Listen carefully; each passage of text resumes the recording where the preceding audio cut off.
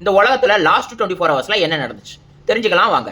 Siberian police அங்க உள்ள இளைஞர்கள் 37 பேரை ஆன்டி கவர்மெண்ட் ப்ரொடெஸ்ட் பண்ணனால அரெஸ்ட் பண்ணியிருக்காங்க. இந்த ப்ரொடெஸ்ட் எதுக்கு நடந்துச்சுன்னா, ஒரு வருஷத்துக்கு முன்னாடி ஒரு 16 பேர் வந்து ரயில்வே ஸ்டேஷன்ல உள்ள மேற்கூரை இடிஞ்சு விழுந்து இறந்திருக்காங்க.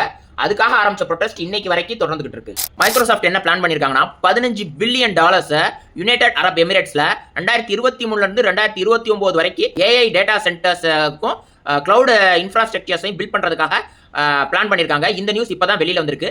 இதுக்கு யூஎஸ் இப்ப பெர்மிஷன் கொடுத்திருக்காங்க. அவங்களோட NVIDIA ஏஐ சிப்ஸை யூஏக்கு டிரான்ஸ்போர்ட் பண்றதுக்கு.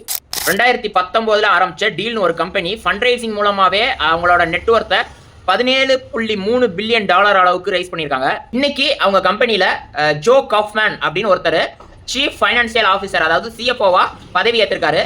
இவரோட எக்ஸ்பீரியன்ஸ் வச்சு இந்த கம்பெனியை 2026 பப்ளிக் ஆஃபரிங் IPOவா இதை லான்ச் பண்ணலாம்னு பிளான் பண்ணியிருக்காங்க. இந்த கம்பெனி இவ்வளவு நாள் பிரைவேட்டா ஃபண்ட் ரைஸ் பண்ணிட்டு இருந்திருக்காங்க. இப்போ இந்த IPO மூலமா பப்ளிக் ஃபண்ட் ரைசிங் பண்ணலாம் அப்படின்னு பிளான் பண்ணியிருக்காங்க.